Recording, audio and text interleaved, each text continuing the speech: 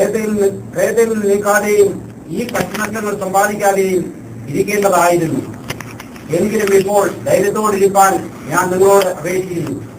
കപ്പലിനല്ലാതെ നിങ്ങളിൽ ആരുടെയും പ്രാണന് ഹാനി വരികയില്ല.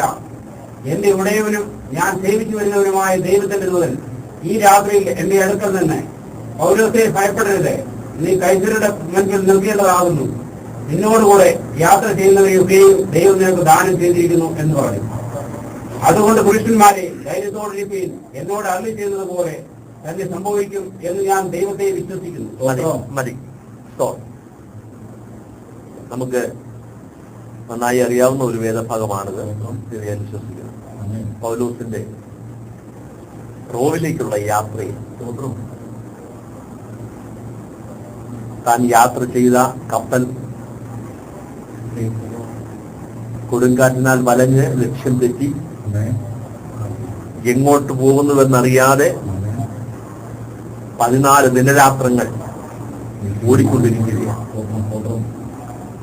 അത്രയും ദിവസങ്ങൾ സൂര്യനെയോ നക്ഷത്രങ്ങളെയോ കാണാതെ രക്ഷപ്പെടുമെന്നുള്ള എല്ലാ ആശയും നശിച്ചവരായി 276 ആളുകളുമായി ആ കപ്പൽ മുന്നോട്ട് പോയിക്കൊണ്ടിരിക്കുന്നു.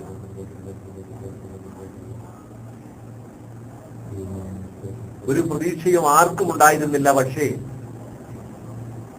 പൗലോസിന് ദൈവിക ദർശനം ലഭിച്ചു എന്നാണ് നമ്മൾ വായിച്ചു കേട്ടത്. സ്തോത്രം. ദൈവം തന്റെ ദാസന്മാരെ അറിയിക്കാതെ ഒരു കാര്യവും ചെയ്യാറില്ല. സ്തോത്രം. നിന്റെ ഇടതും വലതും അനേകർ വീഴും, പക്ഷെ നീ രക്ഷപ്പെടും. നിന്റെ കഴിവുകൊണ്ടല്ല, നിന്റെ ദൈവത്തിന്റെ നാമം നിന്റെ മേൽ വിളിക്കപ്പെട്ടിരിക്കുന്നത് കൊണ്ടാണ് നമ്മളിവിടെ വന്നിരിക്കുന്നത്, നമ്മൾ രക്ഷപ്പെട്ടിരിക്കുന്നത്. ആരെങ്കിലും സ്തോത്രം. അല്ലെങ്കിൽ സംഹാരകൻ നമ്മെ നശിപ്പിച്ച് കടന്നുപോയതേ അവന്റെ നാമം വിളിക്കപ്പെട്ടിരിക്കുന്നത് എന്റെ ജനം വിടുവിക്കപ്പെടും. ഹല്ലേലൂയ. ചരിത്രത്തിൽ വേദപുസ്തകത്തിൽ നമുക്ക് ഉടനീളം കാണുവാൻ കഴിയുന്ന വസ്തുതയാണ് ദൈവത്തിന്റെ നാമത്തിലുള്ള വിടുതല ദൈവജനം അനുഭവിക്കുന്നത്. നിന്നെ കുറിച്ച് ദൈവത്തിന് ഉദ്ദേശമുണ്ട്.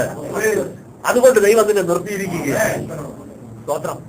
276 പേര് കപ്പലിലുണ്ടെങ്കിലും ദൈവിക ദർശനമുള്ള ഒരാളേ ഉള്ളൂ. ആ ആളെ പ്രതി ആ കപ്പൽ നശിപ്പിക്കാനോ മുക്കാനോ പറ്റത്തില്ല. സ്തോത്രം. അതുകൊണ്ടാണ് നമ്മൾ വായിച്ച വാക്യം, ഈ കപ്പലിലുള്ളവരെ ദൈവം നിനക്ക് ദാനം ചെയ്തിരിക്കുന്നത് പറഞ്ഞു. സ്തോത്രം. 24ാമത്തെ വാക്യം നമ്മൾ എന്താ വായിച്ചത്? നിന്നോടുകൂടെ യാത്ര ചെയ്യുന്നവരെ ഒക്കെയും ദൈവം നിനക്ക് ദാനം ചെയ്തിരിക്കുക. പ്രിയ ദൈവമേ, ഒരു ദേശത്ത് ദൈവത്തെ വിളിക്കുന്ന ഒരുവനുണ്ടെങ്കിൽ അവൻ മൂലം അനേകം രക്ഷപ്പെടും. ഹല്ലേലൂയ. സ്തോത്രം. ഒരു കുടുംബത്തിൽ ഒരുവനുണ്ടെങ്കിൽ അവൻ മൂലം ആ കുടുംബം രക്ഷപ്പെടും. സ്തോത്രം. അത്ര ഭാഗ്യാവസ്ഥയാണ് ദൈവം തന്നെ വിളിച്ചപേക്ഷിക്കുന്നവർക്ക് നൽകിയിരിക്കുന്നത്. പൗലോസിനെ കൊല്ലാൻ ദൈവം ഒരിക്കലും സമ്മതിക്കുന്നില്ല. പൗലോസിന് ഒരു ശുശ്രൂഷയുണ്ട്. ആ ശുശ്രൂഷയുടെ ഭാഗമായിട്ടാണ് താൻ ഇപ്പോൾ ഇവിടെ ആയിരിക്കുന്നത്. സ്തോത്രം. സ്വന്തം ഹല്ലേലൂയ ആ ജീവിതത്തിന്റെ പോരായ്മകളോ അല്ലെങ്കിൽ തന്റെ പാപപ്രവൃത്തികളോ മൂലം ശിക്ഷ അനുഭവിക്കുകയല്ല ഇപ്പോൾ. യേശുവിന്റെ നാമം ധരിച്ചുകൊണ്ടുള്ള ചങ്ങലയാണ്. യേശുവിന്റെ നാമം മൂലമുള്ള ചങ്ങലയാണ്. അവന്റെ തിരുനാമം നിമിത്തമുള്ള കഷ്ടതയാണ് അനുഭവിക്കുന്നത്. സ്തോത്രം. കർത്താവിന് വേണ്ടി കഷ്ടത അനുഭവിക്കുന്നവനെ ഭാരതീയ രക്ഷിക്കാൻ സ്വർഗത്തിന് ശക്തിയുണ്ട്. സ്തോത്രം. പൗലോസ് യാത്രയായി ആ കപ്പലിൽ യാത്ര തുടങ്ങുമ്പോഴേ നമ്മൾ അധ്യായത്തിൽ കാണാൻ കഴിയുന്നുണ്ട്. 9 മുതലുള്ള വാക്യങ്ങൾ വായിച്ചാല് പൗലോസോട് പറയുന്നുണ്ട്, ഇപ്പോൾ യാത്ര തുടങ്ങരുത്. വഴി യാത്രയിൽ വലിയ നഷ്ടങ്ങൾ നിങ്ങൾക്കും അതേ കപ്പലിനും എല്ലാം ഉണ്ടാകും. അതുകൊണ്ട് നിങ്ങൾ യാത്ര പുറപ്പെടരുതെന്ന് പറഞ്ഞു. പക്ഷെ ഒരു പടയാളി, ഒരു കുറ്റവാളി ആയിരിക്കുന്ന പൗലോസ് പറഞ്ഞാൽ കപ്പൽ ഉടമസ്ഥനോ ക്യാപ്റ്റനോ മാലുമിയോ ആരെങ്കിലും കേൾക്കണമെന്നുണ്ടോ? അദ്ദേഹം ഒരു കുറ്റവാളിയായി ചങ്ങല വരച്ചിരിക്കുന്ന വ്യക്തിയല്ലേ. അദ്ദേഹം ഒരാലോചന പറഞ്ഞാൽ ആര് കേൾക്കാനാ? മൈൻഡ് ചെയ്തില്ല. സ്തോത്രം. ആ യാത്ര ആ കപ്പലിന്റെ അവസാനത്തെ യാത്രയായിരുന്നു. സ്തോത്രം. ആ യാത്രയിൽ ഉണ്ടായ കഷ്ടനഷ്ടങ്ങളെ കുറിച്ച് വളരെ വിശദമായി തന്നെ ആ വാക്യങ്ങളിൽ നമുക്ക് കാണുവാൻ കഴിയുന്നുണ്ട്. സ്തോത്രം. 13 മുതലുള്ള വാക്യങ്ങളിൽ വായിക്കുമ്പോൾ കാണും, തെക്കൻ കാറ്റ് മന്ദമായി ഊതുകയാൽ താല്പര്യം സാധിച്ചു എന്ന് തോന്നി. ദൈവത്തിന് സ്തോത്രം. പലപ്പോഴും ഇങ്ങനെയൊക്കെയാണ് ജീവിതത്തിൽ തോന്നലുകൾ കടന്നു വരുന്നത്. സ്തോത്രം. പോരാതിരുന്നെങ്കിൽ പിന്നെ നഷ്ടമായി പോയതേ. വളരെ സന്തോഷം യാത്രയിൽ.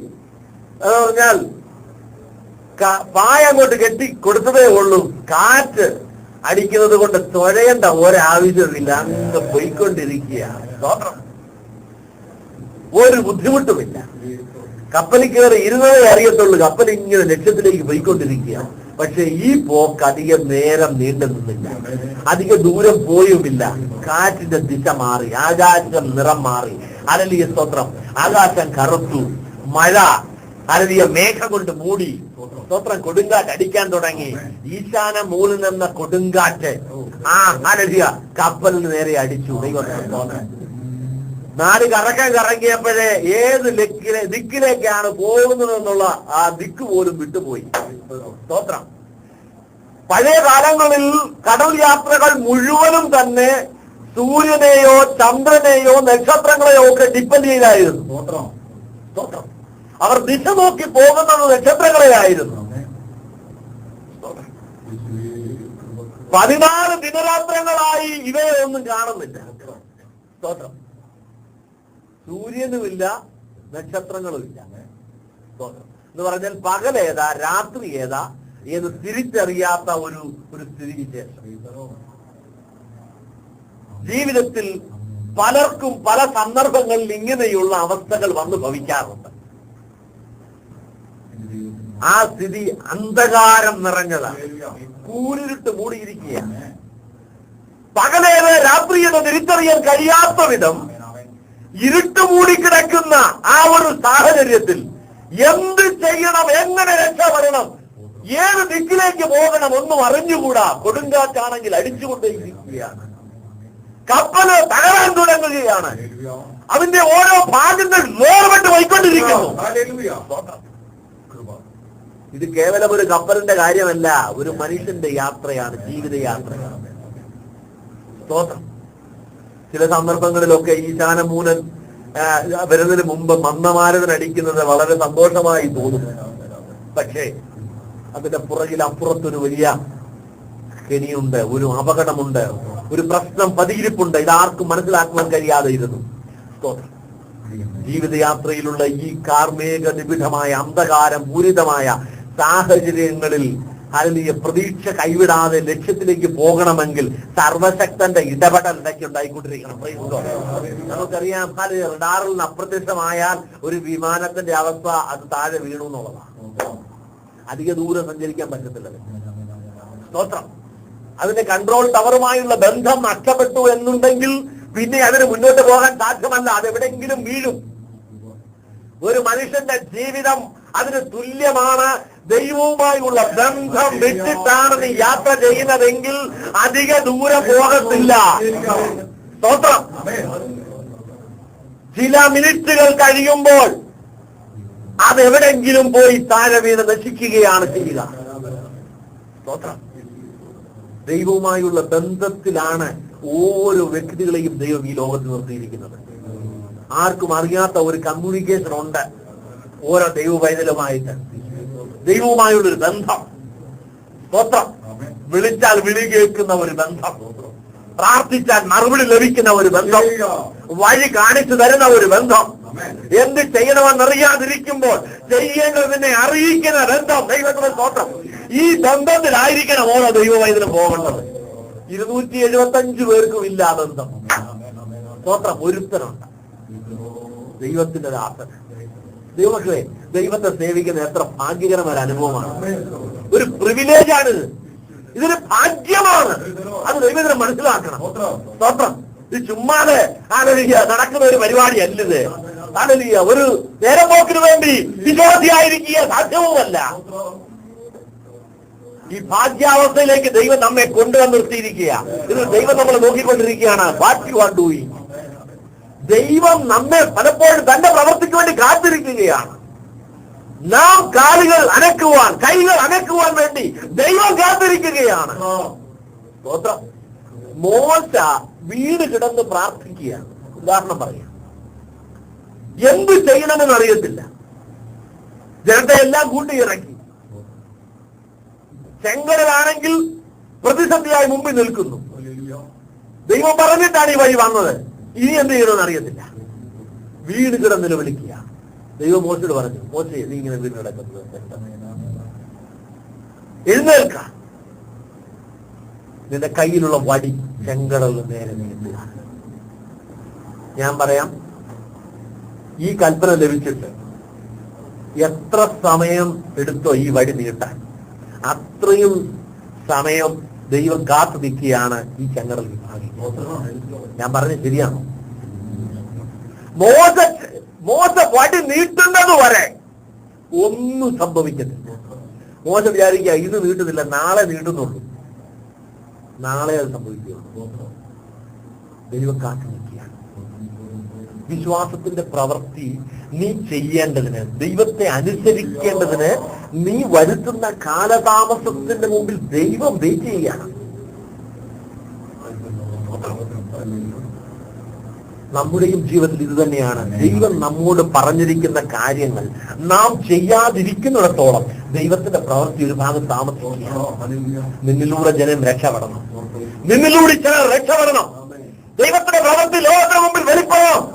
നീ മാത്രമല്ല, നിന്നെ കുറിച്ച് കേൾക്കുന്ന ജാതികളൊക്കെയും വിറയ്ക്കത്തക്കവണ്ണം ഇത് അത്ഭുത പ്രവൃത്തിയായി തീരാനുള്ളതാണ്. മറ്റ് ജാതികൾ കേട്ട് വിറച്ചു. എന്താ? ചെങ്കടൽ വിവാഹിക്കപ്പെട്ടിരിക്കുന്നു. ദൈവം തന്റെ ജനത്തെ അക്കരെ കടന്നു. ദൈവമക്കളെ, ദൈവം തന്റെ ജനത്തിന് വേണ്ടി കാത്തു. അങ്ങനെയാണെങ്കിൽ ഇത് താമസിപ്പിച്ച നമ്മൾ കുറ്റക്കാരാണ്. ദൈവപ്രവൃത്തിക്ക് വേണ്ടി നാം കാലതാമസം വരുത്തിയാൽ നാം കുറ്റക്കാരാണ്.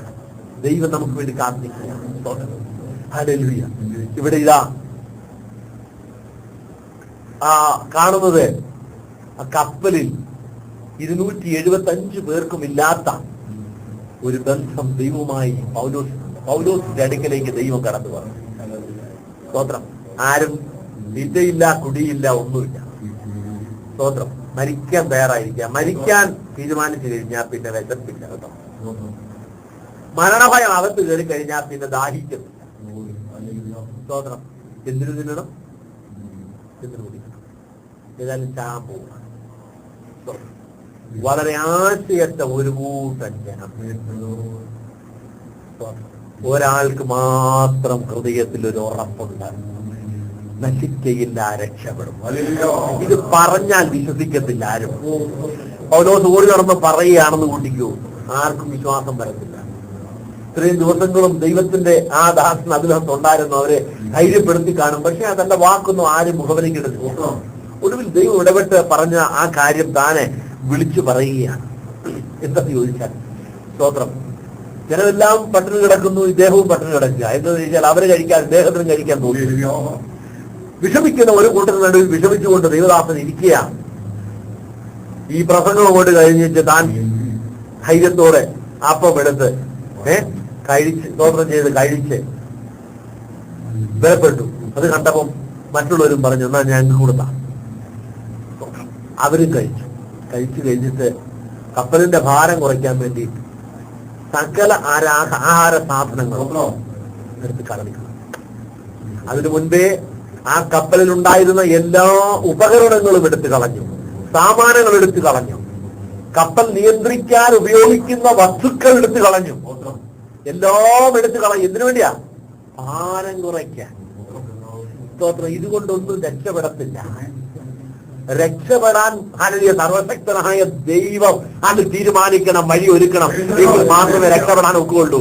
കപ്പലിലുള്ളവരെല്ലാം വിചാരിച്ചു ഭാരം കുറച്ചാ രക്ഷപ്പെടുക. സ്തോത്രം. ഇത് നമ്മുടെ പരം ചിന്താഗതിയാണ്.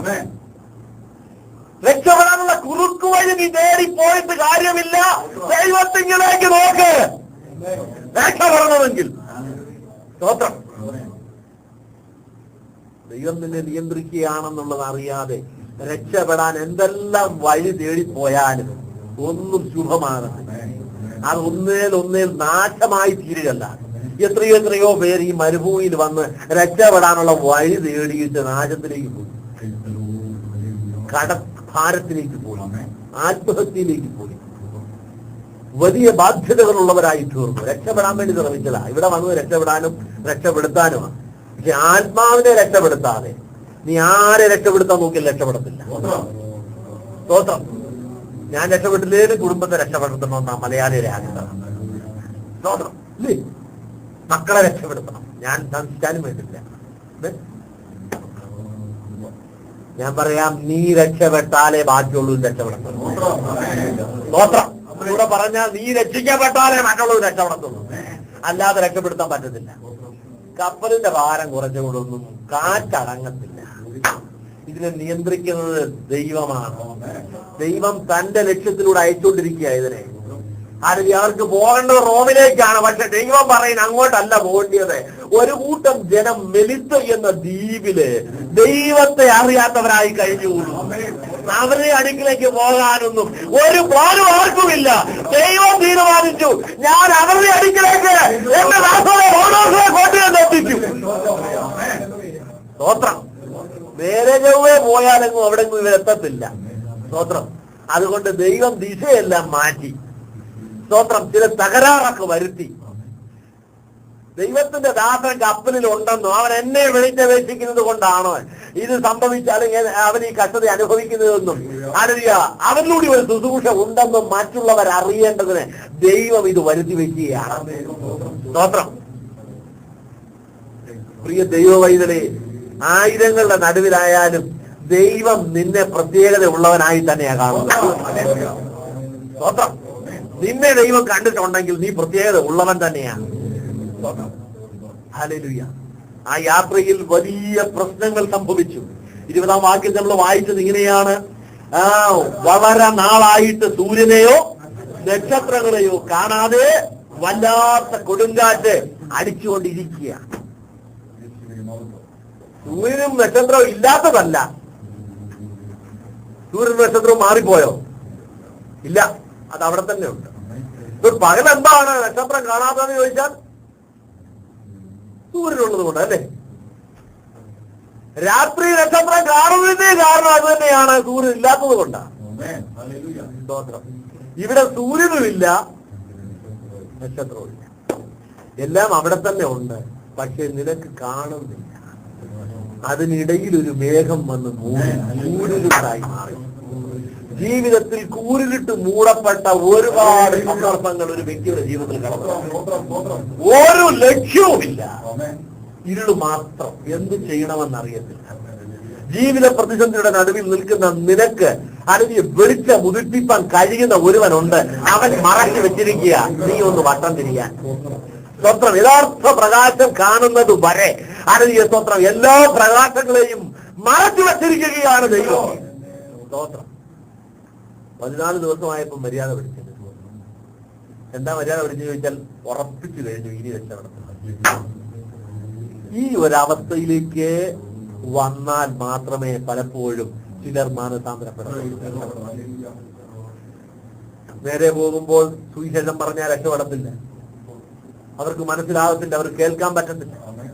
എന്നാൽ ജീവിതത്തിന്റെ ഒരു പ്രതിസന്ധിയിലേക്ക് കൊണ്ടുവന്നിട്ട് സ്തോത്രം അനുസരിക്കാത്തവരെ ദൈവം മര്യാദ പഠിപ്പിക്കുന്ന ഒരുപാട് ഉദാഹരണങ്ങൾ കാണുവാൻ കഴിയുന്നുണ്ട്.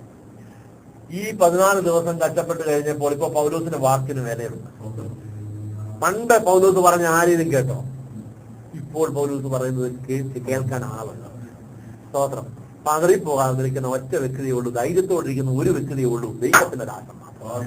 ഹാലലുയ. ദൈവത്തെ സേവിക്കുന്നവരുണ്ടല്ലോ, അടിസ്ഥാനമുള്ളവനാ. കഴിഞ്ഞ ദിവസം ഞാൻ അവരോട് പറയാനിടയായിരുന്നു. ഹാലലുയ. സ്തോത്രം. അല്ലെങ്കിൽ ഇവിടുന്ന് വിശ്വാസമൊക്കെ പറഞ്ഞു പോയതാ. നാട്ടിൽ ചെന്നപ്പോ എന്നെ വിളിച്ച് പറഞ്ഞിരുന്നു, വാസ്തവേ ഞാനങ്ങ് മാറിപ്പോയി, എനിക്ക് വേണ്ടി പ്രാർത്ഥന.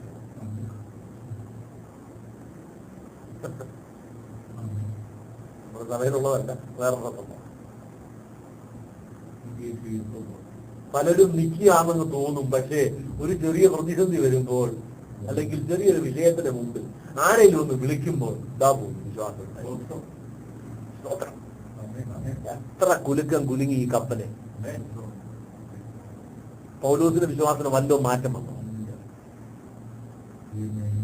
എന്നെ ദൈവം കൈവിട്ടോ? പൗലോസ് ഈ കഷ്ടത അനുഭവിക്കുകയാണ് കേട്ടോ. പൗലോസ് അവിടെ സന്തോഷിച്ചോണ്ട് ഇരിക്കുമൊന്നുമല്ല. ഈ കഷ്ടത്തിന്റെ എല്ലാം ഒരു ഭാഗം താൻ അനുഭവിക്കുന്നുണ്ട്. മറ്റുള്ളവരെക്കാൾ കൂടുതൽ താൻ ചിന്തിക്കുന്നുണ്ടാവും. എന്താണ് ഞങ്ങൾക്ക് ഈ കാരണം? എന്താണ് ദൈവത്തിന്റെ പദ്ധതി? എന്തുകൊണ്ട് കർത്താവ് ഈ കഷ്ടം ജീവിതം? എന്തു വന്നാലും പിന്മാറുന്ന പ്രശ്നം പൗലോസിനെ സംബന്ധിച്ചില്ല. വിശ്വാസം ഉറക്കിയില്ല. ദൈവമക്കളെ, കർത്താവിന് വേണ്ടി ഇറങ്ങിയിട്ടുണ്ടെങ്കിൽ അങ്ങനെ വേണം. ഇല്ലെങ്കിൽ നീ നിന്റെ പഴിക്കും. വിശ്വാസത്തിന്റെ പേര് പറഞ്ഞ് നിൽക്കരുത്. കർത്താവിനെ സേവിക്കാൻ ഇറങ്ങിയിട്ടുണ്ടോ? ദൈവത്തെ വിളിച്ച് ജീവിക്കണം. ദൈവത്തിന് വേണ്ടി നിലകൊള്ളണം. പൗലോസിന് ഒരു പ്രശ്നമല്ല ഈ കാറ്റ് വന്നാലും കപ്പല് മുങ്ങിയാലും പൗലോസിന് വിശ്വാസം മുങ്ങത്തില്ല. ദൈവത്തിന് സ്തോത്രം. അവൻ ഉറപ്പോടെ നിൽക്കുകയാണ്. ഹല്ലേലൂയ. ഈ കഷ്ടതയൊക്കെ അനുഭവിച്ചുകൊണ്ട് ഈ കപ്പലിൽ താനായിരിക്കുന്നു. എന്നാൽ തന്റെ ഉള്ളിൽ വീണ്ടും പ്രത്യാശ. ദൈവികമായ ബന്ധം താൻ നിലനിർത്തിക്കൊണ്ടിരിക്കുകയാണ്. തനിക്ക് പ്രാർത്ഥനയുണ്ട്. ദൈവത്തിന്റെ ദൂതൻ ദൈവം ഇറങ്ങി വന്ന് തന്റെ അടുക്കൽ എന്ന് പറയുകയാണ്. പൗലോസേ, ഭയപ്പെടേണ്ട. ഇതിനു മുമ്പ് നമ്മൾ കാണാൻ കഴിയുന്നത് പൗലോസിന്റെ അടുക്കൽ ദൂതൻ കടന്നു വന്ന് പറയുന്നത് താന് കഷ്ടത അനുഭവിച്ച് അല്ലെങ്കിൽ മറ്റുള്ളവരുടെ ഉപദ്രവം ഏറ്റിട്ട് താൻ ആധാരപ്പെട്ടിരിക്കുന്ന ഒരു സമയത്താണ്. സുവിശേഷം നിമിത്തം ഉപദ്രവമേറ്റ് എന്ത് ചെയ്യണമെന്നറിയാതിരിക്കുന്ന ഒരു സാഹചര്യത്തിൽ ദൈവത്തിന്റെ ദൂതൻ വന്ന് തന്നെ ധൈര്യപ്പെടുത്തി പറയും നമുക്ക് കാണുവാൻ കഴിയുന്നുണ്ട്. പൗലോസേ, രാത്രിയിൽ പറയുകയാണ്, നീ ഭയപ്പെടേണ്ട, നിന്നെ ഞാൻ റോമിലേക്ക് അയച്ചു. നീ കൈസറുടെ മുമ്പിൽ നിൽക്കും. നിന്നെ കൊല്ലുമെന്നല്ല പറയുന്നവരല്ല. നീ ഭയപ്പെടേണ്ട, നീ കൈസറുടെ മുമ്പിൽ നിൽക്കേണ്ടതാണ്. ധൈര്യം കൊടുക്കും, പ്രതീക്ഷ കൊടുക്കും. എന്നിട്ട് ജീവിതത്തിൽ പ്രതീക്ഷ തരുന്ന ദൈവമാണ്. പ്രതീക്ഷ ഇല്ലാത്തവനാ പോയി ട്രെയിനിൽ അടിച്ചാടുന്നത്, ആത്മഹത്യ ചെയ്യുന്നത്. ജീവിതത്തിൽ അവർക്ക് പ്രതീക്ഷകളൊന്നുമില്ല, നഷ്ടപ്പെട്ടു പോയി. ദൈവം നിനക്ക് പ്രതീക്ഷ തരികയാണ്. പൗലോസേ, ഇവരെത്ര തന്നെ നിനക്കെതിരെ എതിരേറ്റ് വന്നാലും ഇവർക്കാർക്കും നിന്റെ പ്രാണനെ തൊടാൻ പറ്റത്തില്ല. ഞാനാ പറയുന്നത്, നീ റോമ കൈസറുടെ മുമ്പിൽ നിൽക്കും. ആ യാത്രയായി താൻ അഭയം ചൊല്ലി, കൈസറെ അഭയം ചൊല്ലി യാത്രയാവുകയാണ്. നീണ്ട ദിനങ്ങൾ യാത്ര ചെയ്തു. ദൈവം പറഞ്ഞിട്ടുണ്ട് കൈസറുടെ മുമ്പിൽ നിൽക്കുന്നു. പക്ഷെ ഇപ്പൊ സാഹചര്യം പറയുന്നു ഈ കടലിൽ താഴൂ. പക്ഷേ തന്റെ ജീവിതത്തിൽ നിരാശ അല്പം പോലും ബാധിച്ചില്ല. ദൈവശബ്ദം കേട്ട് പൗലോസ് ധൈര്യപ്പെടുകയാണ്. കേട്ട ദൈവശബ്ദം ഒരു ഊഹാപോഹമായിരുന്നില്ല. സ്തോത്രം വളരെ വ്യക്തമായിരുന്നു. പൗലോസേ, ധൈര്യത്തോടിരിപ്പീൻ. സ്തോത്രം. ദൈവത്തിന്റെ ശബ്ദം കേട്ടവൻ അതുപോലെ ജനത്തിന് മുമ്പിൽ പറയുകയാണ്, പുരുഷന്മാരെ ധൈര്യത്തോടെ സ്തോത്രം. എന്നോട് അരുളി ചെയ്തതുപോലെ തന്നെ സംഭവിക്കുമെന്ന് ഞാൻ അറിയുന്നു. നമ്മൾ എത്ര പേര് അങ്ങനെ വിശ്വസിക്കുന്നുണ്ട്? എന്റെ ദൈവത്തോട് പറഞ്ഞ പോലെ സംഭവിക്കുമെന്ന്. കുറച്ചൊക്കെ സംഭവിക്കും അല്ലേ? അത് നമുക്ക് വിശ്വസിക്കാൻ പറ്റും. കുറച്ചൊക്കെ സംഭവിക്കും. ദൈവം അരുളി ചെയ്തതുപോലെ സംഭവിക്കുന്ന ആരും വിശ്വസിക്കുന്നുണ്ടോ? ഉണ്ടെങ്കിൽ സ്തോത്രം. കുറച്ചെന്തെങ്കിലുമൊക്കെ സംഭവിക്കും, കുറച്ചൊക്കെ അങ്ങ് പോകും. തിരുവചനത്തിൽ അങ്ങനല്ല. തിരുവചനത്തിലെ വാഗ്ദത്തങ്ങളും വചനങ്ങളും നമ്മുടെ ജീവിതത്തിൽ ദൈവം നമുക്ക് തന്നിരിക്കുന്നതാണ്. മുറുകെ പിടിച്ചുകൊണ്ട് പ്രാർത്ഥിക്കും. അതിന് ജീവിതം സംഭവിക്കും. എന്നോട് പറഞ്ഞത് പോർക്കല്ല, എന്നോട് പറഞ്ഞത് പോലെ സംഭവിച്ചത് ഞാൻ. നിനക്ക് ഈ പ്രതികൂലത്തിന് നടുവത്തിന് എന്റെ വിശ്വാസം ഇവിടുന്ന എല്ലാവരും ചോദിക്കുക, നീ ആരെ കഴിക്കുന്നല്ലോ? നിനക്ക് എങ്ങനെ തോന്നി ആരെ കഴിക്കാൻ? പൗലോസിന്റെ ധൈര്യം കണ്ടിട്ടാണ് നമ്മൾ വായിക്കുന്നത്. അങ്ങനെയാണ്. അവരുടെ പൗലോസിന്റെ ധൈര്യം കണ്ടിട്ടാണ് ഇവർക്ക് ഇപ്പോ ഭാരതീയ ജീവിതത്തിലേക്ക് ഒരു പ്രതീക്ഷ കടന്നു വന്നിരിക്കുന്നത്. സ്തോത്രം. എനിക്കൊരു സഹോദരനെ അറിയാം. അദ്ദേഹം ഭയങ്കര വിശ്വാസിയാണ്. വർഷങ്ങളായി കർത്താവിൽ തന്നെ കടന്നു വന്നു. വളരെ ധൈര്യത്തോടെ നിൽക്കുന്ന ഒരു മനുഷ്യനാണ്. പക്ഷെ ചില സമയങ്ങളിൽ ഉണ്ടോ പുള്ളി അങ്ങ് ഡൗട്ട് വെർത്തായി. അകത്തൊരു ശകലം പോലും വിശ്വാസമില്ലാതെ പുള്ളി അങ്ങ് സാധാരണക്കാരനേക്കാൾ അങ്ങ് താഴായിരുന്നു. ചില സമയത്ത് ഭയങ്കര ധൈര്യം. അങ്ങനെ കുറെ വിശ്വാസികളുണ്ട്. നിങ്ങളൊരു പ്രതിസന്ധി വരുമ്പോൾ കേട്ടതെന്തുവാ, അറിഞ്ഞതെന്തുവാ, പഠിച്ചതെന്തുവാ, വിശ്വസിച്ചതെന്തുവാ, ഇതൊന്നുമില്ല തലയ്ക്ക്. അതൊന്നെല്ലാം ദൈവമക്കളെ അങ്ങനല്ല. ദൈവം നമ്മളെ നിർത്തിയിരിക്കുന്ന സ്ഥലം നമ്മൾ നോക്കിയാൽ മതി. ഈ പാറയിലാണ് നിൽക്കുന്നതെങ്കിൽ സ്തോത്രം വീഴത്തില്ല. മണലിൽ വീട് പണിതതിനും പാറമേൽ വീട് പണിതതും തമ്മിലുള്ള വ്യത്യാസം എന്താണെന്ന് ചോദിച്ചാൽ രണ്ടിടത്തും കാറ്റടിച്ചു, രണ്ടിടത്തും മഴ പെയ്തു, രണ്ടിടത്തും വെള്ളം പൊങ്ങി. പാറമേൽ പണിത വീട് നിന്നു, മറ്റൊരു നിന്നില്ല. നമ്മുടെ ഉറപ്പ് എവിടെയാണ്? നാം നിൽക്കുന്നത് എവിടെയാണ്? ക്രിസ്തുവിലാണോ നിന്റെ ഫൗണ്ടേഷൻ? നിന്നെ വീഴിക്കാൻ ഒരു വെള്ളത്തിനും കഴിയത്തില്ല. അതുകൊണ്ട് നമ്മുടെ അടിസ്ഥാനം നമ്മൾ പരിശോധിക്കണം. നിങ്ങൾ ക്രിസ്തുവിൽ നിൽക്കുന്നുവോ, വിശ്വാസത്തിൽ നിൽക്കുന്നുവോ എന്ന് നിങ്ങളെ തന്നെ പരിശോധിപ്പി. ഇത് ആരോടാ പറയുന്നത്? പുറജാതിക്കാരോടല്ല പറയുന്നത്, വിശ്വാസിയോടാ പറയുന്നത്. നിങ്ങൾ പരിശോധിക്കണം നിങ്ങൾ എവിടെയാ നിൽക്കുന്നതെന്ന്. ജോലി നഷ്ടപ്പെട്ടാൽ ദൈവം കൊള്ളത്തില്ല, ശമ്പളം വെട്ടിച്ചുരുക്കിയാൽ എന്റെ ദൈവം കൊള്ളത്തില്ല, ദൈവത്തോട് പരാതിയായിരുന്നു, പിന്നെ ആരാധനയ്ക്ക് പോകാൻ സന്തോഷമില്ല. ജീവിതത്തിൽ എന്തെങ്കിലും കഷ്ടത വന്ന് പോയെങ്കിൽ പിന്നെ ദൈവത്തെ വേണ്ട, വാഹനം അപകടത്തിൽപ്പെട്ടതുകൊണ്ട് ദൈവത്തെ വേണ്ട എന്ന് പറയുന്ന വിശ്വാസികളാണ് ഈ കാലത്ത്. എല്ലാം കിട്ടുകയാണെങ്കിലോ എന്റെ ദൈവം നല്ലവൻ എന്നാഥൻ വല്ലവൻ എന്നാളുവേ സ്തോത്രം ചോദിക്കുന്ന എല്ലാം കിട്ടുകയാണെങ്കിൽ ദൈവം നമ്മൾ പ്രാർത്ഥിക്കുന്ന പോലെ ദൈവം എല്ലാം ഇങ്ങോട്ട് തന്നാലോ? കഷ്ടതയില്ല, ദുഃഖവും ഇല്ല, രോഗവും ഇല്ല. നമ്മുടെ ആഗ്രഹങ്ങൾ ഇതൊക്കെയല്ലേ? ഒരു പ്രയാസം നമുക്കുണ്ടാ വേണ്ടല്ലോ. ആരെങ്കിലും കഷ്ടത ചോദിച്ചു വാങ്ങുന്നവരുണ്ടോ നമ്മുടെ സഭയില്? കർത്താവേ അങ്ങനെ സ്നേഹിക്കുന്നു എന്നതിന്റെ അടയാളമായി അങ്ങ് ഒരുക്കിയിരിക്കുന്ന കഷ്ടത അനുഭവിപ്പാൻ ഞാൻ തയ്യാറാണ് എന്ന് പറയാൻ ആരെങ്കിലും ഉണ്ട്? അങ്ങനെ പ്രാർത്ഥിക്കുന്നത് ശാപോ അല്ലയോ? സ്തോത്രം. പക്ഷെ കർത്താവ് സ്നേഹിക്കുന്നവർക്ക് ഇത് കൊടുക്കും, ദാനമായി കേട്ടോ. കഷ്ടത സഹിപ്പാനുള്ള വരം കിട്ടുന്നത് കഷ്ടത സഹിക്കുന്നതിലൂടെയാ. സ്തോത്രം. കഷ്ടത സഹിക്കുന്നതിലൂടെയാണ് കഷ്ടത സഹിക്കുന്ന വരം കിട്ടുന്നത്, വരമായത്. സ്തോത്രം. അതാർക്ക് കൊടുക്കും? ദൈവത്തെ സ്നേഹിക്കുന്നവർക്ക് ദൈവം കൊടുക്കും. എന്തിനു വേണ്ടി? നീ അധികം കർത്താവിന് വേണ്ടി പ്രയോജനപ്പെടേണ്ടതിന്, അധികം ശോഭിക്കേണ്ടതിന്, അധികം കൊള്ളാവുന്നവനായി നിൽക്കേണ്ടതിന്, അനേകർ നിന്റെ ജീവിതം നോക്കി യേശുവിലേക്ക് കടന്നു വരേണ്ടതിന് വേണ്ടി നിന്നെ ദൈവം കഷ്ടത്തോട് വിടുക. സ്തോത്രം. ദൈവമക്കളെ, നമ്മുടെ ജീവിതത്തിൽ ഇങ്ങനെയുള്ള അനുഭവങ്ങൾ അടിസ്ഥാനം നമുക്കുണ്ടാവണം. സാഹചര്യങ്ങളെല്ലാം അനുകൂലമായിരിക്കുമ്പോൾ നല്ലവനാണ് ദൈവമെന്ന് പറയാനല്ല നമ്മൾ പഠിക്കേണ്ടത്. എല്ലാം പ്രതികൂലമാണെങ്കിലും, എല്ലാം നഷ്ടമായാലും പഴയ ഭക്തനായ യോബ് പറയുന്നു, ഉദരത്തിൽ നിന്ന് വന്നു ഭക്തനായി പോകുന്നു.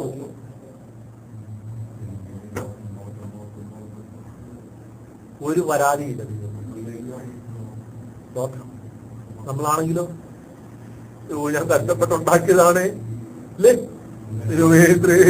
ചോര നീരാക്കി സമ്പാദിച്ചതാണ്, എല്ലാം പോയെ. എന്റെ കുഞ്ഞുങ്ങളെ പ്രതീക്ഷയോടെ ഞാൻ വളർത്തിക്കൊണ്ട് വന്നേ, എല്ലാം പോയെ. നമ്മളങ്ങനെ അല്ലേ? നമ്മുടെ വിശ്വാസത്തിന് എന്തൊക്കെയോ താളപ്പിഴകളുണ്ട്. ഒരു മെറ്റീരിയലിസ്റ്റിക് ലൈഫായി മാറി സൗഭാഗ്യങ്ങളുടെ നടുവിൽ ദൈവത്തെ സേവിക്കാൻ ആഗ്രഹിക്കുന്ന ഒരു തലമുറയായി പെന്തക്കോസ്തുകാർ തീർന്നുകൊണ്ടിരിക്കുകയാണ്.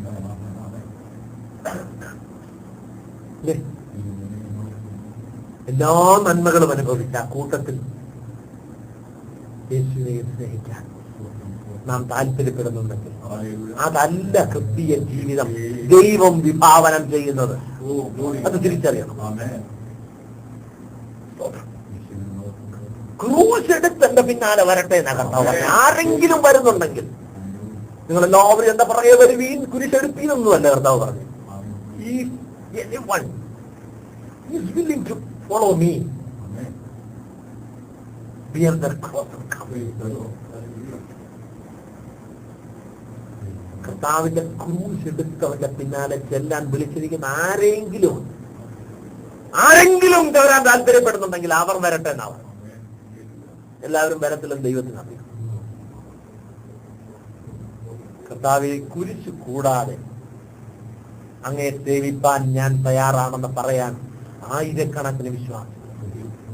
വേണേലൊരെണ്ണം ഞാൻ നെഞ്ചത്ത് ധരിച്ചോളാം, അല്ലേ, കഴുത്തെ തൂക്കിക്കോളാം, കയ്യേലൊരെണ്ണം വേണം ഇട്ടോളാം. പക്ഷേ കുരിശെടുക്കാൻ എന്നെ കൊണ്ട് പറയാം. കുരിശെടുക്കുക എന്ന് പറഞ്ഞാൽ അറിയാവോ അർത്ഥം എന്താണ്? കർഷകർ നമ്മളെല്ലാം ധരിച്ചു വെച്ചിരിക്കുന്ന അല്ല. നമ്മളെല്ലാം ചിന്ത അങ്ങനെയാണ്. കുരിശെടുത്ത കഷ്ടതയാണ്, കുരിശെടുത്ത മരണമാണ്. മനസ്സിലായോ? It will end on death. കുരിശ് വഹിച്ചുകൊണ്ടൊരുവൻ പോകുന്നുണ്ടെങ്കിൽ അവൻ ചുമട് വഹിച്ചുകൊണ്ട് പോകുന്നു എന്നല്ല അതിന്റെ അർത്ഥം. അവനെ കൊല്ലാൻ കൊണ്ടുപോകുന്നു എന്നല്ല. ആര് കുരിശ് വഹിക്കുന്നുണ്ടോ ആ കുരിശിൽ അവനെ തൂക്കുമെന്നുള്ളതാണ് റോമാ ഗവൺമെന്റിന്റെ ഏറ്റവും കഠിനമായ ശിക്ഷ. അതായത് നമ്മളെല്ലാവരും ക്രൂശ് എടുക്കാൻ താല്പര്യപ്പെടുന്നുണ്ട് ഒരു സമയം വരെ, അല്ലേ? ഭാരം കുറഞ്ഞ കുരിശ് ഉണ്ടെങ്കിൽ നല്ലതുണ്ട്. ഏറ്റവും ഭാരം കുറഞ്ഞു വരണം. നമ്മൾ ഒരുപാട് കഥകളൊക്കെ നമ്മൾ കേട്ടിട്ടുണ്ട്. അങ്ങനെ ജീവിതത്തിൽ ചെറിയ ചെറിയ കുരിശുകൾ എനിക്ക് പറ്റി വരണം, which is fitting to me. എന്റെ ശരീരഘടന അനുസരിച്ച് എനിക്ക് വഹിക്കാവുന്ന ചെറിയ കുരിശെടുത്ത് ഞാനും പിടിച്ചോളാം എന്നുള്ളതാണ്. അങ്ങനത്തെ കുരിശയിലൊന്നും തീരുന്നതല്ല ക്രിസ്തീയ ജീവിതം. സ്തോത്രം. ഒരു മുഴമുള്ള കുരിശയിലും തീരത്തില്ല. സ്തോത്രം. ചിലതൊക്കെ ഇത്രയുമുള്ള കുരിശും കൊണ്ട് ജീവിച്ച് മരിക്കാൻ ആഗ്രഹിക്കുന്നവരാ. ഇതിലൊക്കെ തൂങ്ങാൻ പറ്റുമോ? ഇതൊക്കെ എത്ര നേരം നിന്നെ ഇട്ടാ ചാവും നീ? ചാകണമെങ്കിൽ വലിയ കുരിശെ തൂങ്ങും, അല്ലേ? സ്തോത്രം. പറഞ്ഞു കേട്ടിട്ടുണ്ട്, ഹാർട്ട് ഡെത്ത് ആണ് ഏറ്റവും നല്ലത്. ഉറുമ്പ് കടിച്ച് ചാവുന്നതിനേക്കാളും ആനയോടി ചാവുന്നതാണ് നല്ലത്, അല്ലേ? എന്താ അതിന്റെ സുഖം? എന്താ അതൊരു സുഖമുണ്ട്, അല്ലേ? ഒറ്റയടിക്കോ മറ്റോ വേദനപ്പെട്ട് ഇഞ്ചിഞ്ചായിട്ട് മരിക്കണം. സ്തോത്രം. കർത്താവിന് വേണ്ടി ഇറങ്ങി തിരിച്ചിട്ട് രക്തസാക്ഷിയാകുന്നതിനെ കുറിച്ച് ഭാരപ്പെടുന്നത് എന്തിനാ? ഈ ലോകത്തിൽ കാണുന്ന സാര യുദ്ധങ്ങൾക്ക് വേണ്ടിയല്ല, ആയിരങ്ങൾ തല്ലുകൊള്ളാനും ചോര ചിന്താനും മരിക്കാനും തയ്യാറായി കിടക്കുകയാണ്. സ്തോത്രം. വെറും എല്ലില്ലാത്ത നാക്കുള്ള രാഷ്ട്രീയക്കാരുടെ വാക്ക് കേട്ട് ആയിരങ്ങൾ ത്യാഗ യൂണിഫോം ധരിച്ച് ചെല്ലുക. ക്രിസ്തുവിന് വേണ്ടി മരിക്കുക. ഒരാളെ ഒന്ന് അന്വേഷിച്ച് നോക്കി ഉണ്ടോന്ന്.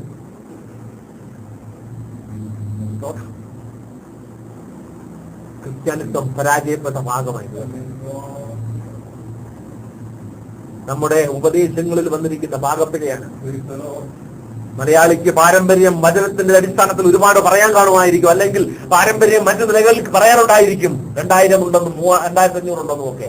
പക്ഷേ അറിയേണ്ട പലതും നമ്മൾ വിട്ടുകളഞ്ഞു. അതിന്റെ ശിക്ഷയാണ് നമ്മൾ ഇന്ന് അനുഭവിക്കുന്നത്. ഇല്ലെങ്കിൽ ഇന്ത്യ പോലുള്ള മഹാരാജ്യങ്ങൾ കർത്താവിന് വേണ്ടി നേടപ്പെട്ട നിയമമായിരുന്നു. ഒരു കൂട്ടം ചെറുപ്പക്കാർ ആ കാലങ്ങളിൽ ഇറങ്ങാനുണ്ടായിരുന്നെങ്കിൽ, അല്ലെങ്കിൽ ഈ കാലങ്ങളിലായാലും ഇറങ്ങാനുണ്ടെങ്കിൽ ദേശം വിടുവിക്കപ്പെടുമായിരുന്നു. ദൈവമക്കളെ, നമ്മളെല്ലാവരും സുഖദൂരൂപതയുടെ മറവിൽ ക്രിസ്തീയ ജീവിതം നയിക്കുന്നവരായി തീർന്നു പോകാതെ ഭാരതീയ സത്യത്തിന്റെ വചനത്തിന്റെ അടിസ്ഥാനത്തിൽ ജീവിതത്തെ മുന്നോട്ട് നയിപ്പാൻ തക്കവണ്ണം താല്പര്യപ്പെടട്ടെ. പൗലോസ് ഈ കപ്പലിൽ 275 പേരോടുകൂടെ യാത്ര ചെയ്യുക. ആ ദൈവ ശബ്ദം കേട്ടോണ്ടിരിക്കുക. നമ്മൾ പറയാറില്ല, എന്റെ കൂട്ട സഹോദരൻ പ്രാർത്ഥിക്കുന്നില്ല, സഭയിൽ ഉണർവില്ല, എന്നെ ഒറ്റയ്ക്കാ ഞാന് അതുകൊണ്ടൊരു ഉണർവില്ല ജീവിതത്തിൽ. പൗലോസിന്റെ ജീവിതത്തിൽ ഉണർവിന് ഒരു കുറവുമില്ല. 275 അവിശ്വാസികളുടെ കൂട്ടത്തിലാണ് കിടക്കുന്നത്.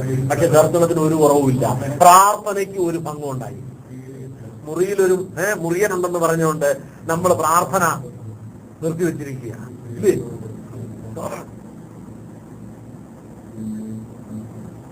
പൗലോസിന് ഒരു പ്രശ്നവും ഇല്ല ദൈവശബ്ദം കേൾക്കുന്നത്. ദൈവമക്കളെ, ഇതാണ് ക്രിസ്തീയ ജീവിതമെങ്കിൽ അസൗഭാഗ്യകരമായ അനുഭവത്തിന്റെ പൂർണ്ണത വെളിപ്പെടേണ്ടതിന് വേണ്ടി എന്നെ സമർപ്പിക്കുന്നുവെന്ന് ദൈവത്തിൽ പറയുവാൻ എത്ര പേരുണ്ട്? ആരെങ്കിലും കഷ്ടം സഹിച്ച് അവർ യാത്ര ചെയ്യുക. 14 ദിവസമായി സൂര്യനില്ല, ചന്ദ്രനില്ല, നക്ഷത്രമില്ല. ജീവിതത്തിൽ ഈ അനുഭവം ഇല്ലാത്തവരില്ല. കാണാത്ത പോലെയുള്ള കൂരിരുട്ടെന്ന അനുഭവം മൂടി അടുത്താരാണ് നിൽക്കുന്നതെന്ന് കാണാതെ ഒന്നുകൂടെ ഞാൻ പറഞ്ഞാൽ, അടുത്ത് നിന്നവരെ കാണാത്ത നിലയിലേക്ക് പ്രതിസന്ധികൾ വന്ന് അവരെല്ലാം മാറിപ്പോയി. ഇപ്പോൾ ആരും അടുത്തില്ല. തനിയെ ആണെന്ന തോന്നൽ ജീവിതത്തിൽ വരുന്നത് പോലെയുള്ള അനുഭവം. സ്നേഹിതർ പലരുണ്ടായിരുന്നു, അടുത്ത് പലരുണ്ടായിരുന്നു, പക്ഷേ ഇപ്പോൾ ആരുമില്ല. ഇതാ കൂരിരുട്ട്. സ്തോത്രം. കഷ്ടതയാണത്, വേദനകളാണ്. പക്ഷെ ഓർത്തുകൊള്ളണം, സൂര്യൻ അവിടെയുണ്ട്, നക്ഷത്രവും അവിടെയുണ്ട്. ദൈവം ഒരു കാറ്റടിപ്പിച്ചാൽ ഈ മേഘം മാറിപ്പോകും. സ്തോത്രം. It will not prevail for always. നിന്റെ ജീവിതത്തിലെ ഈ പ്രതിസന്ധി എന്നേക്കുമായി നിലനിൽക്കുന്നതല്ല. ഒരു കാറ്റടിപ്പിച്ചാൽ മതി, ഈ മേഘം മാറി. സ്തോത്രം. ദൈവത്തിന് കഴിയും. എന്തുകൊണ്ടാണ് ഈ കൊടുങ്കാറ്റടിച്ചിട്ടും ഈ മേഘം മാറാൻ നിൽക്കുന്നത്? ദൈവം ചില കാര്യങ്ങൾ പഠിപ്പിക്കുക, ദൈവത്തിന് രൂപാന്തരത്തിലേക്ക് നയിക്കുക. സ്തോത്രം. ദൈവത്തിന് പ്രവർത്തിക്കുന്ന സമയമാണിത്. ആരെങ്കിലും കഷ്ടതയുടെ അനുഭവങ്ങൾ ദൈവം വിട്ടുപോയ സന്ദർഭമല്ല, കർത്താവ് ഏറ്റവും അടുത്തു വന്നിരിക്കുന്ന സമയമാണ്. ഇത് ദൈവമക്കൾ മനസ്സിലായിക്കോണം. നമ്മുടെ വിഷയത്തിൽ ഇതാണ് ചിന്ത. എന്റെ കർത്താവ് പ്രാർത്ഥന കേൾക്കാതെ, ദാവീദ് പ്രാർത്ഥിക്കുന്നില്ലേ, ദൈവമേ നീ പ്രാർത്ഥന കേൾക്കാതെ, നിലവിളി കേൾക്കാതെ ദൂരത്ത് അകന്നു നിൽക്കുന്നത്. ദൈവം ദൂരത്ത് അകന്നു നിൽക്കുകയല്ല. ദൈവത്തിന് ഒരു ദൂരമല്ല, നമുക്കാ ദൂരം. സ്തോത്രം. ഒരു കാക്ക കുഞ്ഞിന്റെ നിലവിളി കേൾക്കാൻ ദൈവം സമീപേ ഉണ്ടെങ്കിൽ നിന്റെ നിലവിളി കേൾക്കാൻ ദൈവം ദൂരെയാണോ? നമുക്ക് തോന്നില്ലാണ് ദൈവം ദൂരത്താണെന്ന്. ദൈവം നിന്റെ അടുത്തുണ്ട്. സ്തോത്രം. ഈ കഷ്ടതയിലൂടെ ദൈവം തന്റെ സാന്നിധ്യം അറിയിക്കുകയാണ്. ഞാൻ പറയാറുണ്ട്, ഈ ജീവിതത്തിൽ വരുന്ന പ്രതിസന്ധിയുടെ മുമ്പിൽ നീ പറയുന്ന വാക്കുകൾ ദൈവം ശ്രദ്ധിക്കും. ഇസ്രായേൽ മക്കളെ, വെള്ളം കിട്ടാതെയും അപ്പം കിട്ടാതെയും 1-2 ദിവസങ്ങൾ ഇങ്ങോട്ട് യാത്ര ചെയ്തപ്പോൾ അവരുടെ വായി വന്നതെല്ലാം അവർ വിളിച്ചു വന്നു. സ്തോത്രം. സമയം ശരിയാണല്ലോ അല്ലേ? നമ്മുടെ വാക്ക് സമാധാനിക്കും.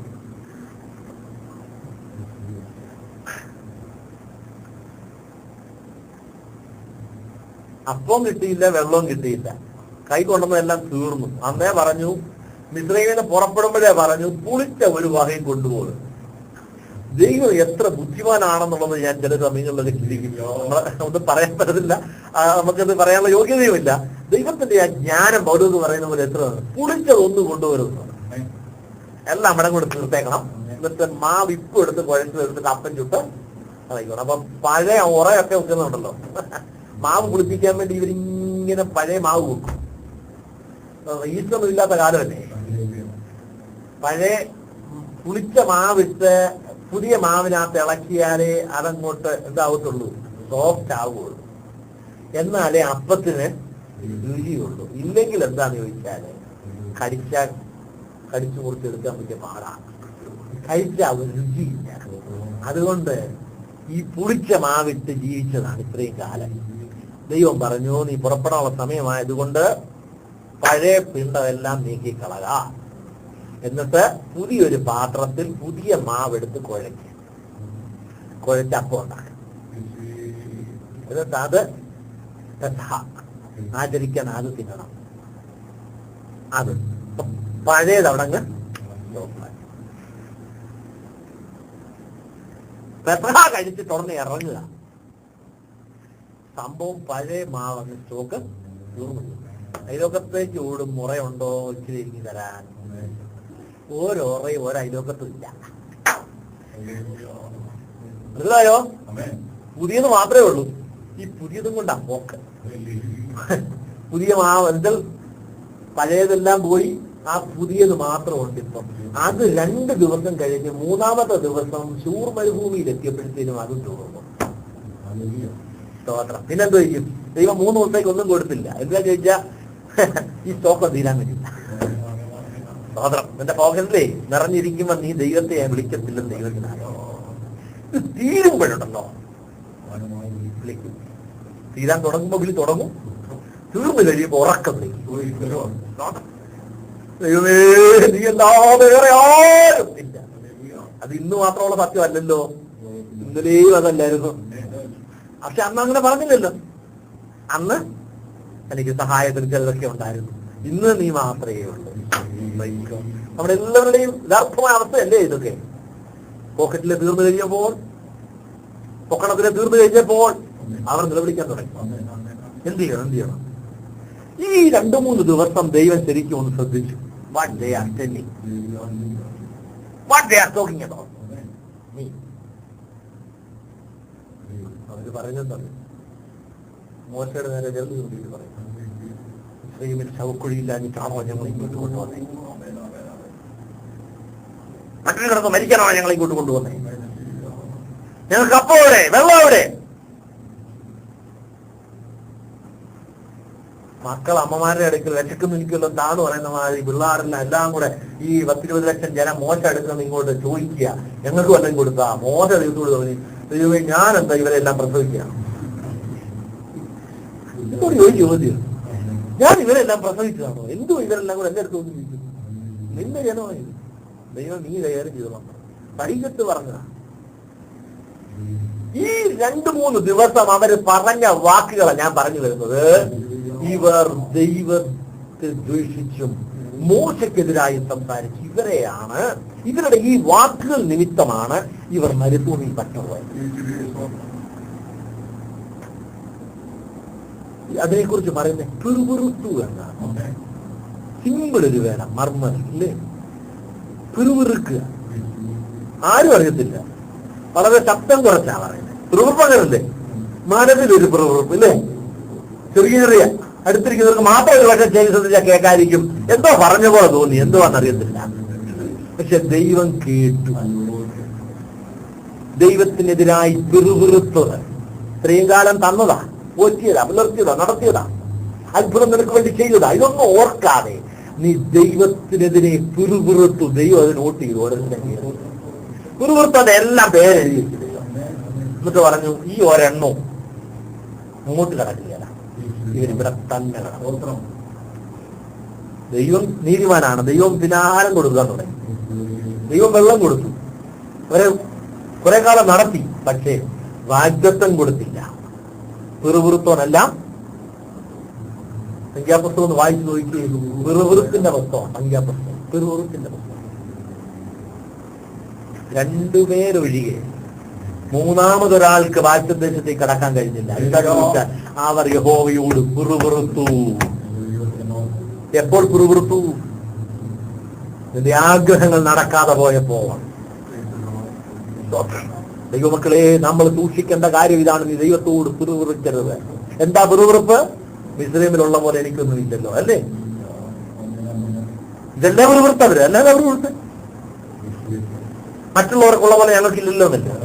നമ്മൾ എത്ര വട്ടം പറഞ്ഞു സൗരന്മാരെ, ഇതൊക്കെ എനിക്ക് മാത്രം ഒരു ഗുണമില്ല, എനിക്ക് മാത്രം ഒരു നന്മയില്ല, എനിക്ക് മാത്രം ജോലിക്കൊരു വിലയില്ല, ഞാൻ മാത്രം എത്ര നോക്കിയിട്ട് ഒരു വാക്ക് പൈസ സമ്പാദിക്കാൻ നോക്കുന്നില്ല, എനിക്ക് മാത്രം ഒരു വീടില്ല, എനിക്കിന്നും കഷ്ടമില്ല, എന്റെ കുഞ്ഞുങ്ങൾ മാത്രം പഠിക്കുന്നില്ല. ഇതൊക്കെ ഇന്നലെ വരെ നമ്മൾ പറയുന്നുണ്ട്, ഇന്നുകൊണ്ട് അത് നിർത്തിക്കണം. ദൈവം നിന്നെ നടത്തിക്കൊണ്ടിരിക്കുക. ആ ഓരോ പാഠങ്ങളാണ്. മലയാളം പാഠം കഴിഞ്ഞ കണക്കിന്റെ പാഠം കൂടെ ഉണ്ട് കേട്ടോ. ഇത് കൊടുക്കണം, ഇല്ലേ? മാത്തമാറ്റിക്സ് എന്ത് ഈസിയാ. മലയാളം പീരീഡ് ഇല്ലേ? വലിയ സന്തോഷമാണ്. ഇന്ന് മലയാളം പീരീഡ് ഉണ്ട്. അത് കഴിഞ്ഞ് മുടിക്ക് പോകാനൊക്കെ കൊണ്ട് മാത്രമുണ്ട്.